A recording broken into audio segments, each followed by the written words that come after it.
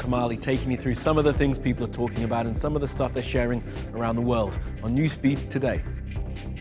Calls grow for women's rights activists in Saudi Arabia to be released. But what I'm saying is there's a lot of people that go to Coachella who do not enjoy the experience just because they're going for Instagram pictures. An influencer complains about other people being obsessed with the platform that she's made her profession. Will R. Kelly be forced to pay damages after he failed to show up for a court hearing? And the unlikely story of a vulture confused for a spy in Animals Doing Stuff.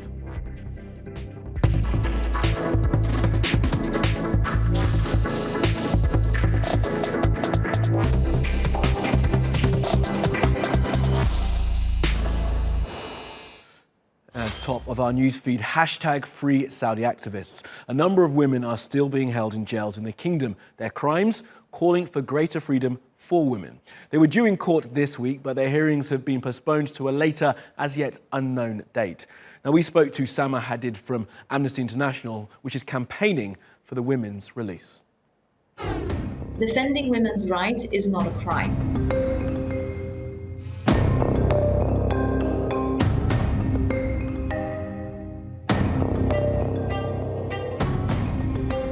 The women who have been targeted and detained in a series of waves of arrests for a year now include activists who have been pushing for the right to drive, like people such as Lujain al-Hafloul and Aziz al-Youssef, Iman al-Nafjan, people who have simply called for women's rights, basic freedoms to be respected.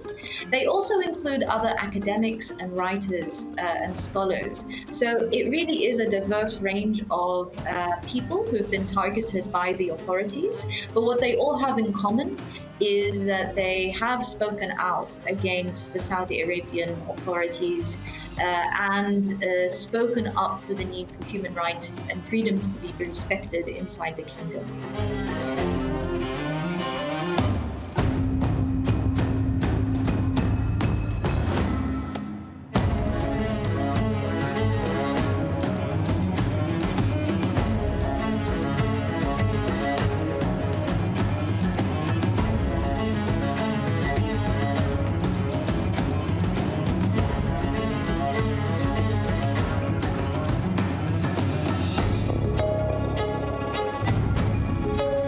Well, the Saudi authorities are hell-bent on cracking down on any form of dissent.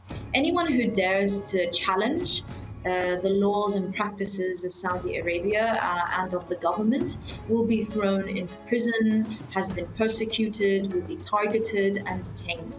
And so in targeting these women's rights activists, the Saudi authorities are trying to shut down any form of criticism against its policies and practices. They're trying to silence the people of Saudi Arabia and to scare them. And so this has been working because now we've been sensing a climate of fear where people are too afraid to speak out. This is quite an intensified time.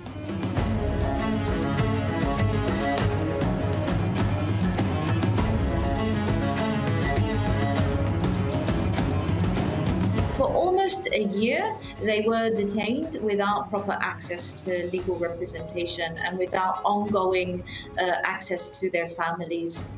Some have also been held in solitary confinement. We've also documented instances of these women facing torture, psychological suffering, flogging, and sexual abuse inside detention, and the authorities have yet to fully and effectively investigate these allegations of torture. Okay, time now for a look at some of the other things that have caught our eye on social media.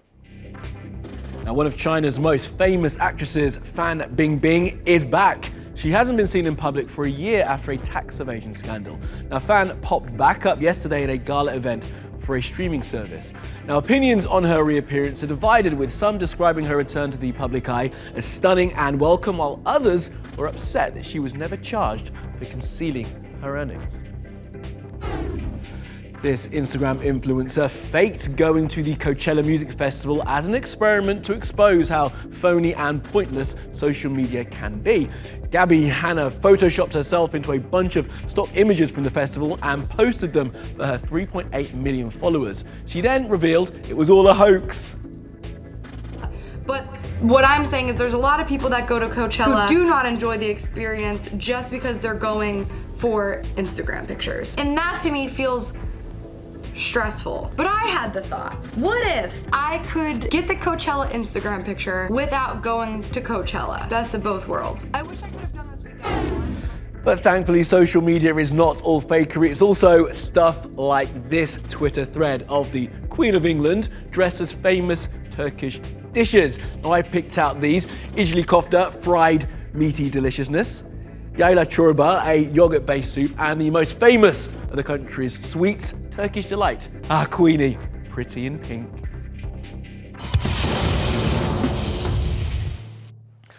Now, a lawyer in the United States has released the names of a number of people who work or worked for the Boy Scouts of America. He's accused them of being abusers and says the organization is protecting them. Now, the organization denies it's kept their names away from the police and the public. Here's Courtney with the story. Those perversion files that they've had reflect that they have removed thousands of offenders of childhood sexual abuse over the years, and they've kept that in files secretly. Attorney Jeff Anderson says that according to testimony by Janet Warren, a professor at the University of Virginia's medical school earlier this year, more than 7,000 Scout leaders and volunteers are accused of sexually abusing over 12,000 victims dating back to 1944. Anderson works for a law firm that represented victims in clerical sexual abuse cases in the past. He says it's the duty of the Boy Scouts of America to report the allegations not only to law enforcement, but also to the community at large. And they may have removed them from scouting. They may have kept them in their perversion files, but they never alerted the community that this teacher, this coach, this scout leader, who is also a priest or an electrician, is known to them to be a child molester that caused them to keep a perversion file on him. And that is the real alarming fact. The Boy Scouts of America has enriched the lives of over 150 million Americans since its founding in 1910. The Boy Scouts of America has issued a written statement apologizing and expressing sympathy for the victims, saying it never knowingly allowed a sexual predator to work with youth and that it mandates all allegations to be reported to law enforcement officials. The Boy Scouts of America has faced abuse allegations since a landmark case in 2010 revealed 20,000 confidential documents that showed the organization had kept track of suspected and known abusers. About 5,000 men as well as several women were expelled from the Boy Scouts of America between 1947 and January 2005. The case ended with an $18.5 million damages award. The organization has since introduced measures including background criminal checks for all staff and volunteers. It's hoped that New York's new Child Victims Act could pressure the Boy Scouts to release more files. It also allows claims of child abuse from any time period to be brought forward, which would open at least 130 cases for trial in New York alone. Now, the death toll from the bombing of churches and hotels in Sri Lanka on Easter Sunday has passed 350 people as the island nation recovers from what happened. Now, some survivors have been relaying their experiences. I heard about the huge noise. Then I jumped into the church and I saw that my daughter, my wife, was on the floor.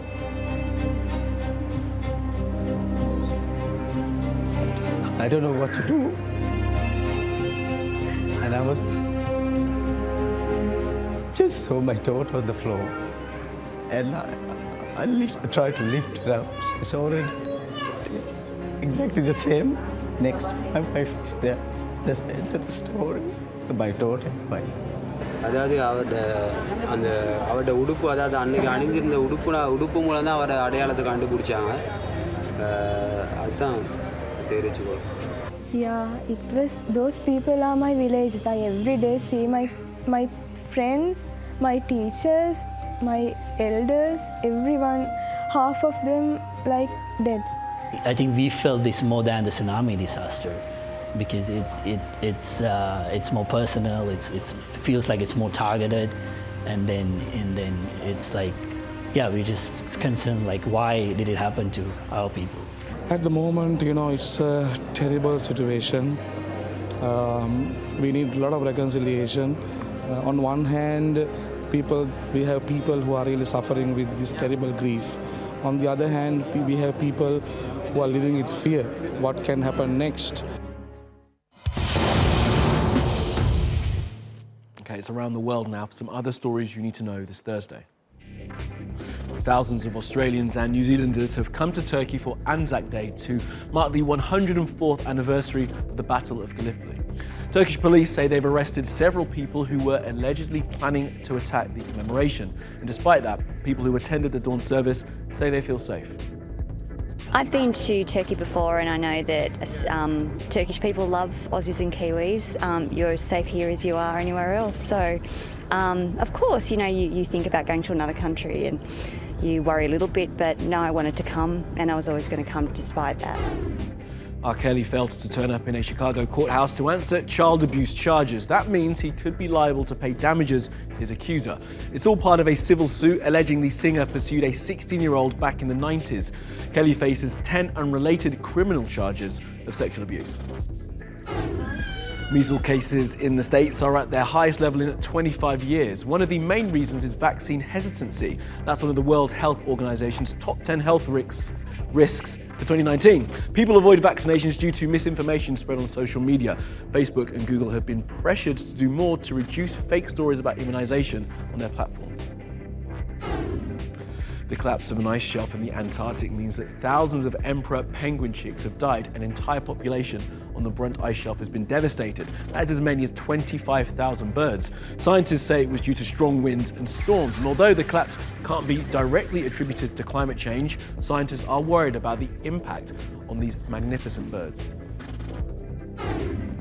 The US National Security Agency says it will no longer monitor millions of domestic phone calls and texts. The government's been spying on people's personal communications since 9/11. It's always been controversial and sparked a massive public outcry when Edward Snowden exposed just how far-reaching the program was. And now we have the remarkable story of a globe-trotting vulture who left his home in Bulgaria, got caught up in some spy games, and is now being rehabilitated in Yemen. It's a weird one. Take a look.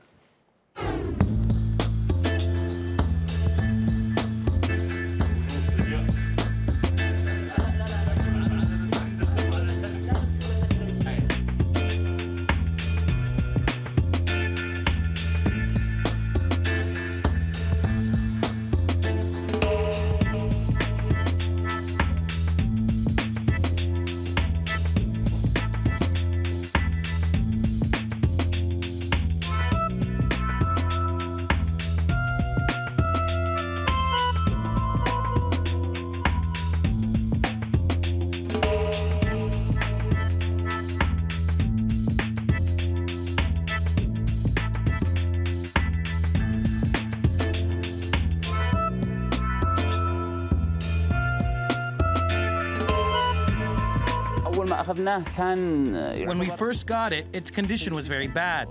It was 3 kilograms below the required weight. Now it's getting a lot better. In Sana'a, it's relatively easier to find food for it. It was harder in Taiz due to the war and the fighting that's going on there.